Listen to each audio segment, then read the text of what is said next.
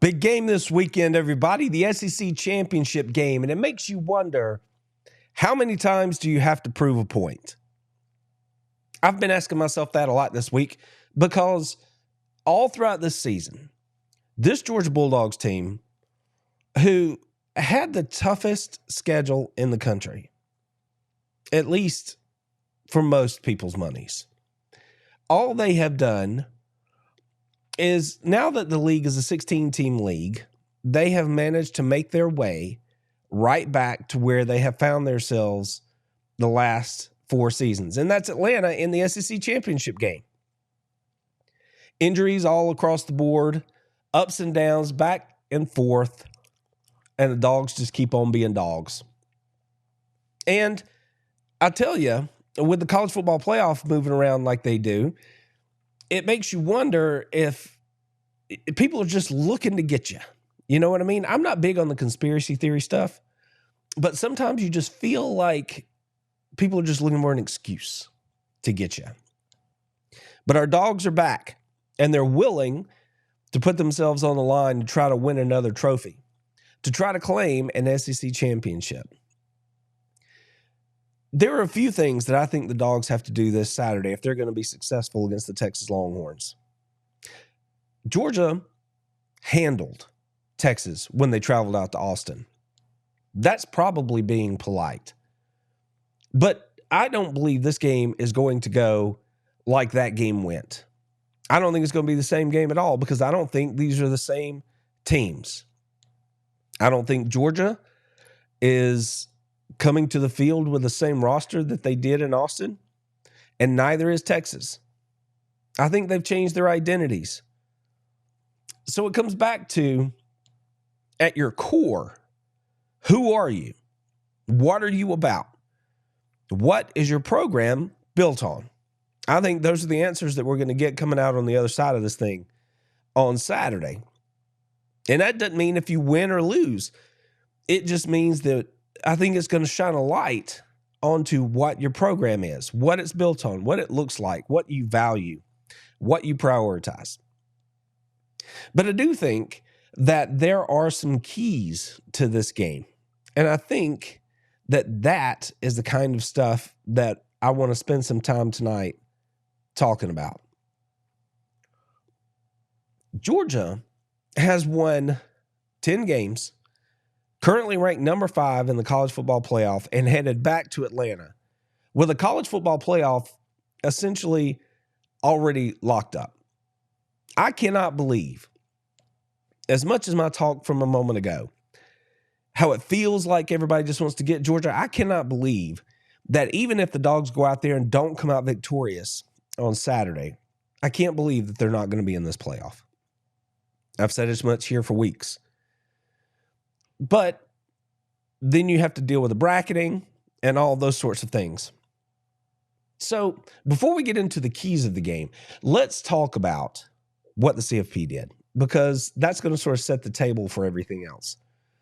In this week's rankings, Georgia checked in at number 5 in the college football playoff overall standings. So you would think that they would be securely in to the college football playoff regardless of what happened on this coming Saturday. And you can see the rest of the field here.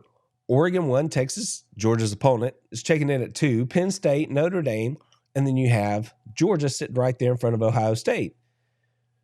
Now, real quickly, because it's such an easy talking point, Georgia lost their second game this year to an Ole Miss team on the road that was ranked in the top 15 at the time. And they proceeded to be punished by being dropped 9 slots in the rankings overall. Ohio State went out this past Saturday at home as a 3-touchdown favorite and lost to an unranked 500 Michigan team. And they fell all the way to number 6. So, if you ask me, these two things are not the same. Again, I'm not a conspiracy theorist, and I don't think that, people are somehow in the room saying, let's find a way to screw Georgia. That's not what I'm saying at all. I just don't understand what's going on with this CFP. And that brings us to the bracket as it is right now. So as you can see, even though Georgia is ranked 5th, currently they would be slotted as a 7 seed, which means they would get to host a playoff game, and that's great. In this instance, against the Big Ten team in Indiana, who everybody is absolutely positive deserves to be in the playoff. Fair enough. And how would they be rewarded if they were to win that game?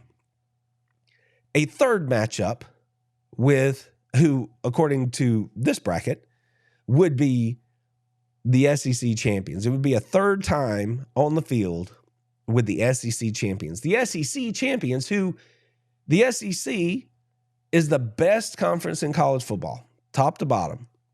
And our Dogs, who absolutely believe that we're at the top of that conference, would have to prove it potentially a third time. Something about that just doesn't seem right. So we'll see. We'll see how this thing gets juggled around. We'll see, because this is not how it's going to shake out. But if you do have thoughts on what Georgia would do to an Indiana team if they were hosting them in Athens, be sure to leave them in a comment below this video here on YouTube. Whether or not you think having to play the same team 3 times in a season, let me know. Let me know. Leave me a comment. Let me know. Because there are things out here that we can tell just by looking at this bracket. Well, we don't even need to look at the bracket. We've been watching college football. One of the truths of this season is that Kirby Smart does not have the best team in college football this year. And when I say that, what I mean is he doesn't have the 2021 team, right? Where you just looked at them and you're like, yeah, that's probably the best team in the country.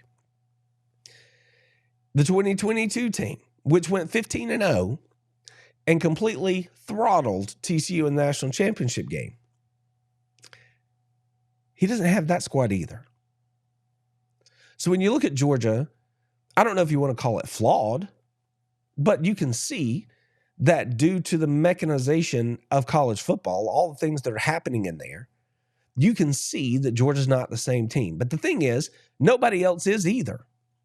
If there's anybody out there that might be echoes of, say, the 2021 team, speaking from a Georgia perspective, or the 2022 team, which went undefeated, well, then you got to look at Oregon, right? And I've been saying it for a long time. I had full faith in Dan Lanning that he was going to build that thing the right way, and they were going to play the right way, and that they were going to be competitive in the Big Ten. I believe I picked them to win the Big Ten prior to the season. I have no surprises in me at all when it comes to Oregon and Dan Lanning. But are they just that much better than everybody else? I'm not sold that they are. That doesn't mean that they're not a great football team. But I also sat here and watched them have to duke it out with a Boise State squad who escaped by the skin of their teeth against an Idaho team. Not exactly the kind of teams that you're going to be like, yes, that is a world beater. So, again, Oregon's fantastic. They're undefeated. They've won every game that they've had an opportunity to win. I believe that they're a solid program who is only going to continue to be relevant and ascending. But I don't think they're a perfect team. Their record says they are, but I think they have flaws just like most every other team in the country this year. When you look at Ohio State, which was the team that everyone said had the best roster in college football. How do we know? Because they paid for it, and you could go get the receipts. Now you have an Ohio State team here that's lost to Michigan, a bad Michigan football team, for the 4th consecutive year, and is sitting there with 2 losses. So clearly, Ohio State has issues. They have issues on the offensive line. They have issues in exactly who and what they're going to be on offense. If you don't trust me, go back and watch the game tape for Michigan. Watch what they're doing. And then tell me they have a good idea of who they want to be right now on offense. So Kirby doesn't have the best team in the country. I'm just not sold that there is a best team out there. So in other words, normally I come on here and I say there are about 6 programs, maybe 8, that have a chance to win the national championship every year. That sand is shifting thanks to NIL, transfer portal, and so on. So now when you look at this bracket, and you're like, who can actually go win this thing? Well, I mean, I think you still have to think Ohio State could, Oregon could, Texas could. I believe Georgia can. Beyond that, maybe Notre Dame. And if Alabama ends up in the playoff, they're mercurial enough that they could get hot and go win it. So how many teams did I rattle off there? 1, 2, 3, 4, 5, 6. See, I still wound up at 6 that could actually go win the thing because all these teams are flawed. Flawed isn't a negative word, though. It's a reality statement. You can be a fantastic football team that wins huge games time after time after time and still be not a perfect football team. That's because that's what football is. It's never Xbox, right? You don't have the same team every week. You don't have the same mentality. You're still dealing with young men, and you have to get them to focus. This time of year especially, with everything going on, portal, signing day, just all these things, it's harder than it's ever been to get the same team to show up every Saturday and perform to the level that you believe they are capable of performing to. Maybe that more than anything else is the reason that I give Kirby Smart so much damn credit. Because it seems that over the past 5-6 seasons, he, better than any other head coach in the game, has been able to put out a consistent product when it comes to his Georgia Bulldogs. Even if they don't play their best game, that's part of the game, right? But when it's tough, they revert back to who they are. And who they are is a team that is going to stand and fight to the very last whistle. They're going to play the game the right way. They're going to play the game the way their head coach wants them to play the game. And then, oh, by the way, they are talented. That's part of coaching too, is going and recruiting players, developing them once they're on your campus, and then managing your roster given the new tools that you have available to you through transfer portal and NIL. So I think Kirby and the Dawgs have as much chance as anybody else to go win this thing. But do I think they're a slam dunk? No, I don't. But if the CFP messes around and leaves them in there, and if they lose, they leave them in the same kind of slot right there. Doesn't matter how hard it is. You're in the dance, and it's a one-game season repeatedly. I think the Dawgs have shown us over this season that they're pretty good at this nameless, faceless opponent thing, which is why I don't even get that upset or that wound up about the fact that the Dawgs are having to play Texas in a rematch game here in the SEC Championship on Saturday. And potentially, according to this bracket, a third time down the road. But specifically on this SEC Championship game point, there have been 7 instances where teams rematched from a game in the regular season in the SEC Championship game. The team that won that game the first time has won the SEC title 5 out of those 7 rematches. So everybody wants to say you can't beat the same team twice or more. And that's just not true. It's simply not true. Because a better team is a better team. Your flaws are your flaws. And then it comes down to how you match up, game plan, execute. So, feels like everybody out there wants to tell me that Texas is going to blow the Dogs out of the barn come Saturday. That's the vibe I'm getting.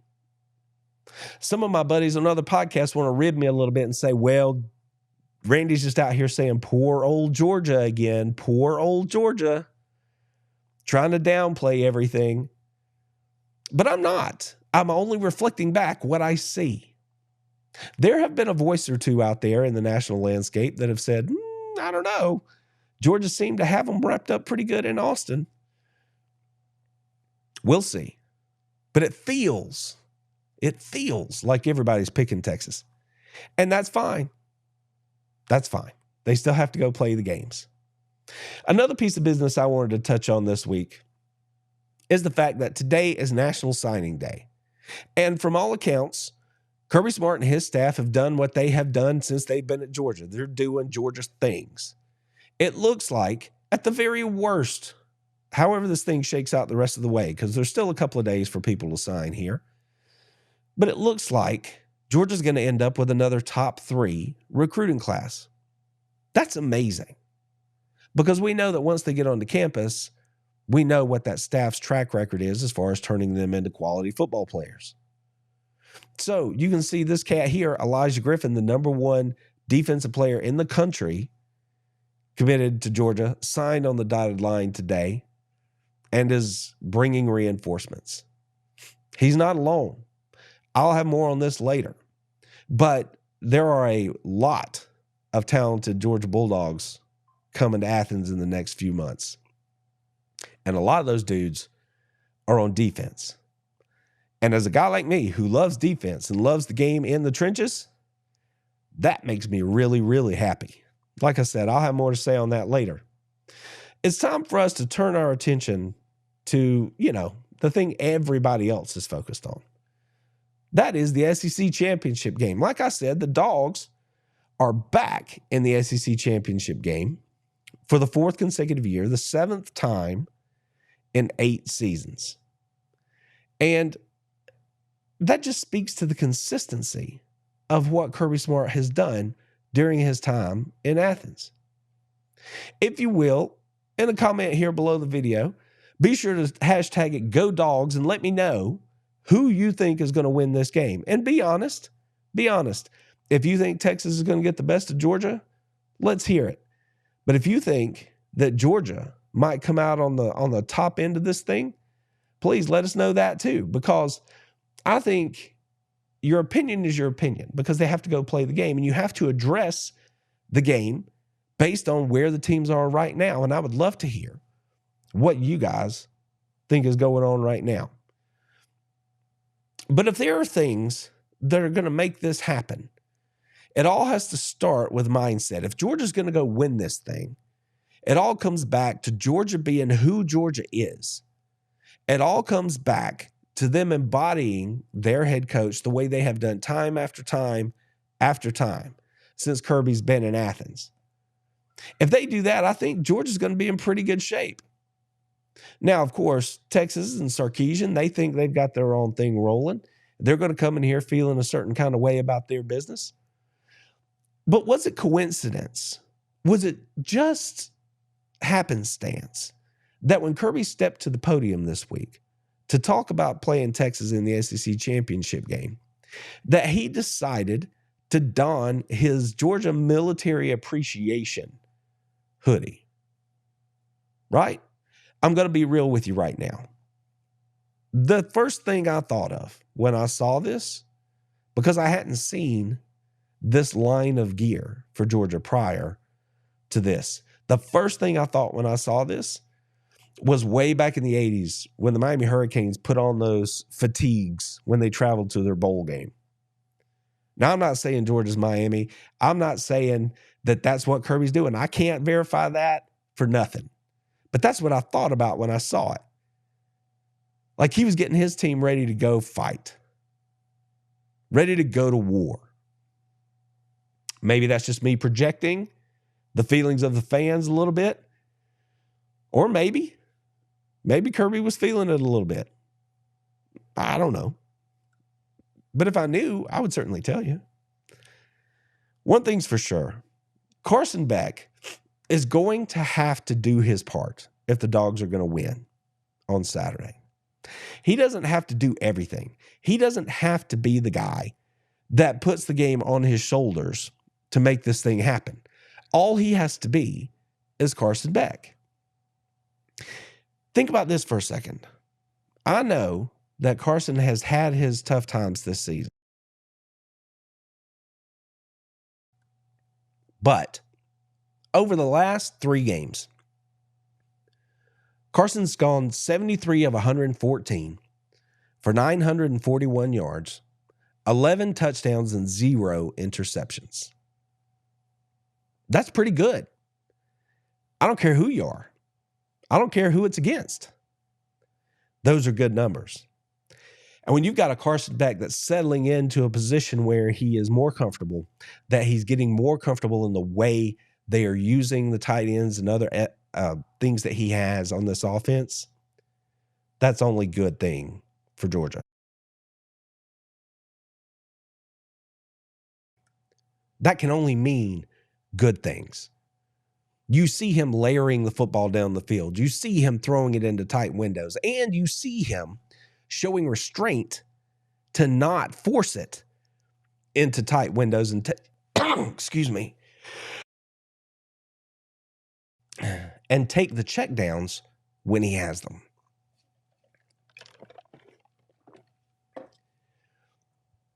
Forgive me, y'all. Been dealing with a little bit of a head cold here.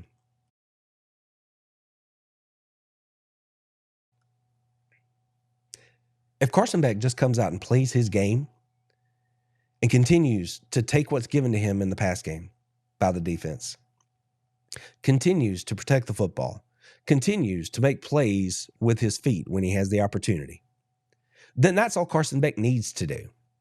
Do that, lead the team, and he's going to fulfill every requirement that I, as a Georgia Bulldog fan, would have of him. Now, the guy on the other side, Quinn Ewers, he's a guy that, well, to be quite frank, the Texas people, they might talk a big game, but they're not real sure about Quinn himself. Because as great as he is against teams that aren't very good on defense, when it comes to primetime games, there are lots and lots of Longhorn fans who are going to step up and tell you that Quinn just doesn't have it. He freezes up, whatever the reason. I'm not a Texas Longhorn fan. I can't verify that or not. I don't have an opinion. I just know what I hear them say. I know that I hear them say, well, I hope he's not hurt, but if he is, man, we've got somebody behind him. Kind of on low-key rooting for that.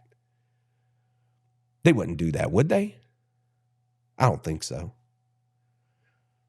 Then again, fans are fans, but Quinn Ewers is going to come into the game and he's going to do what he does. He's going to distribute the ball. He's going to take shots down the field if he's given time to do so. And he is going to take advantage of whatever Georgia gives him if they make mistakes on the back end. He is a good quarterback. I don't know that he is a 5-star plus kind of quarterback because, again, he was a COVID eval. And all of those COVID evals are guys that I'm not so certain are as good as everybody thought they were when they were coming out of high school. But that doesn't mean he's not a great quarterback. He's a fine quarterback. He makes some tremendous throws, and he can run Texas offense. But that's where it comes back to Georgia. What can Georgia do? How can Georgia get in the way of Quinn Ewers and the Texas Longhorns coming in here and winning this thing on Saturday? I'll tell you right now. Here are the 5 things that I think Georgia has to do. The 5 keys to a Georgia victory in the ACC championship game this Saturday. The first thing, they have to tackle in space. Think back to when they played in Austin the first time. That was on lock if you were a Georgia Bulldog. All that sideline stuff, all those swing passes to wide receivers on the little screens out there, or swing passes to running backs out of the backfield, or little crossing routes where they try to run away from people. Georgia shut all that down. They completed some passes. That's fine. Dogs don't care. What they didn't do is rack up yards after catch. As soon as they caught the football, there was a dog there, putting them on the ground. Jalen Walker, Jonell Aguero. That's the thing that made the difference in that game, because you get frustrated after a while. That's another thing that Quinn Ewers has a history of doing. If it's not going his way, he begins to get frustrated, and then he will push the ball into situations where he doesn't need to push it. Georgia was able to get out front, rattle Texas last time.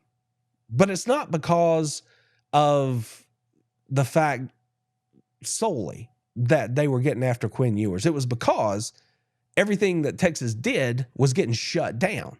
And the difference was Georgia's speed at linebacker. Georgia's speed at the star position. And there are Texas fans that will admit as much. They're like, we had not seen anywhere a team like Georgia, a team that was fast enough to run with all of our skill guys. Had not seen it. And then they ran into Georgia. That's a key factor because that thing hasn't changed. Georgia all of a sudden can't run, right? They haven't forgotten how to be fast. So when you're thinking about this game and the matchups, if Georgia can tackle in space, because we know they can get there, we know that they can cover, if they just put it on lock, tackle them to the ground, and make Texas drive the field, then they're going to be in good shape. So that's one thing that the Dogs have to do this week. Tackle in space, swarm to the football. I don't care if they complete it for 3 yards or 4 yards, put them on the ground. And then go to work when they have to push the ball down the field. Go to work in the pass rush. The second thing that I think Georgia has to do against Texas to be successful is they have to commit to the run game, and they have to commit to stopping the run. They did a really good job against that the first time they played Texas. And they didn't run the ball great, but they committed to it and they stayed after it. And when they had advantage in down and distance or situation, they did a good job. And oh, by the way, let me remind you here that Tate Ratledge was not on the field for that Texas game the first time they played. He's back. I think the fact that he's back has more than a little bit to do with the fact that Carson's more comfortable and the offense is looking better here over the past few games. So Georgia has to commit to the running game. And even though Trevor Etienne may not be able to go, whether it's Nate Frazier or Rod Robinson or even Branson Robinson if he's back, they can't give up on it. They have to stay after it and they have to trust it. One of the other things that the Dogs have to do on Saturday, if they're going to beat Texas, is it's time to go. For guys like Mykel Williams, it's time to go. Your stars have to be stars. It doesn't mean that you have to go play hero ball. That's not what I'm saying at all. But you have to play inside the confines of the team game. And when the opportunity is there for you to go get it done, you have to do it. There's no more putting it off. I mean, I understand that Mykel's had some injuries this season, but it's time to go. Jalen Walker is another Georgia Bulldog that has to show up, just like they did in Texas. And it's not just the guys on the defensive line. It's also those dudes on the back end. This would be a wonderful game for Malachi Starks to be able to have an impact in the way that, say, maybe a Dan Jackson has had recently. I mean, you don't always get to pick when you can go make a play, but when the opportunity presents itself, Starks needs to be one of those guys that makes it count. So if there happens to be an overthrown ball, if the ball hits you in the hands as a defender, you have to make a play on that ball. Now, you can force the issue the way Dalen Everett did in the first game, caused the fumble. Hopefully we'll see some of that in this game too. But when the opportunity is there, you have to take advantage. So guys like Mykel Williams, Jalen Walker, Malachi Starks, the guys that you count on to be your stars, they have to play like it. And the same goes back for Carson Beck. He's not excluded from this either, but he doesn't have to be anything else. He just has to be the best version of him inside the game plan. And if they do that, I think they're going to be just fine. So what's the fourth thing I think the Dogs have to do? I think they have to take it personally. This image right here after the game. I had a lot of fun with this image because I posted a video after the fact saying that, you know, Darth Kirby or Evil Kirby, whatever, had taken over. And that the Dogs were going to be different in some way, you know, having fun in the days right after the game. But the Dogs haven't been any different. They've just maintained who they are, right? And I think that when you look around right now, Georgia's going into this game as a team that, again, as far as I can tell, on a national level, is being doubted. Doubted because they went to 8 overtimes against Georgia Tech, or doubted because over the last week or so, they've been in situations where they've given up more rushing yards than maybe they wanted to. Pick a reason. People are finding any reason to say Georgia's on a decline heading into the SEC championship game, and Texas is ascending. Now, personally, I'm not saying Texas isn't a good team. I've told you, I think they're very good, clearly. But when I've watched them play the last couple of games, I'm not so sure that I see the same dominant team that everybody else is telling me exists. I mean, that offense certainly wasn't dominant. 17 points against Texas A&M. I mean, a game's a game. Everyone's different. You don't always put 40 on the board. I get it. I don't know. I just think the scales are weighted differently when you're talking about these two teams heading into the game. So if you're Georgia, I think you look at that and you're like, well, Texas is favored again. We are 10-2. We're not too shabby, but Texas is favored again. And the college football playoff, those guys, our head coach has said, we don't know what you want. I mean, we're sitting here at 5, but if we lose, I have no guarantee that they're not going to drop them out. So you got to show up and leave no doubt. Kick the door in and say, yes, we deserve to be here. So yeah, take it personally. That's what I say. Whatever you need to do to give yourself a little bit of an advantage, a little bit of a chip on your shoulder, that's what I think the Dogs should do. And finally, and I think this is a good time to look back at the guy who is the face of the Dogs for this season. That's Carson Beck. I think the Dogs right now, the thing that might be the hardest thing for them to do, because we haven't seen it consistently over this season, is execute. Execute at a level of consistency that they have not been able to show over the course of the season. If Carson Beck goes out there and finishes the game 25 of 35, right? And he's around 250 yards. And the Dogs have been able to stick to that run game and not run for 200, but if they're pounding the rock and they're at 85 to 100 yards and they're not turning the football over and they're tackling in space and they're not busting coverages on the defensive side of the football, then Georgia wins the game. There's nothing too big and bad in anything I just said there. They simply have to execute. And if they do that, I think the Georgia Bulldogs are going to be your SEC champions here in 2024. So the 5 things that I think the Georgia Bulldogs need to do to beat the Texas Longhorns in the SEC championship game this Saturday. Pretty simple.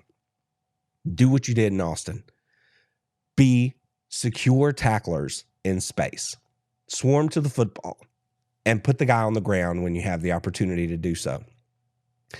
Commit to the run and commit to stopping the run, right? You don't have to run for 200 yards, but you certainly can't give up 150. Be difficult in the run game. If the Dogs do that, take advantage, given circumstance and situation in the game, when it comes to your run game. Just enough to make that play action work so that Carson can open the playbook completely. Then you're going to be in good shape. Your stars have to be stars in this game. Not hero ball. Just show up and play the game the way we all know you can because we've seen you do it. And take it personally. Take it personally that a team rolling into the SEC in their first year with one of the easiest league schedules in the history of the conference wants to beat their chest about the fact that they've got a chance to win the SEC title in their first year. This is a team that escaped Nashville, that didn't play great against Texas A&M, And to be honest, took it directly on the chin from the best team they've played this year in our Georgia Bulldogs. They are by no means an invincible squad. If I'm being completely honest, I look at this game as a toss-up game. But that's because I'm giving them the ultimate respect of being a talented roster with veteran players and quality coaching. That's what Georgia is. So put them on the field, let's play the thing out, and let's see what happens, knowing full well that we might have to play each other again. So no disrespect from me here. But I think if Georgia does the 5 things that I've listed here, and the 5th one was execute, if Georgia does those things, I think the Georgia Bulldogs will be the SEC champions here in 2024. And they will continue to write a story that is growing to become quite possibly one of my favorite Georgia Bulldog football stories in my lifetime. I mentioned that last week, and I'm still sitting on that. It could turn out to be the case. So the SEC championship game, it's here, and I'm ready for it. I am ready to line it up, and let's just see who the biggest dog is here in the SEC. I know who my money's on. I know how I think it could go. I just can't wait to watch it happen, and I know that you are going to enjoy that too. Until next time, y'all take care of yourselves, take care of your friends, take care of your families, take care of each other, and go Dogs! So how about them fucking dogs? That's what I told them.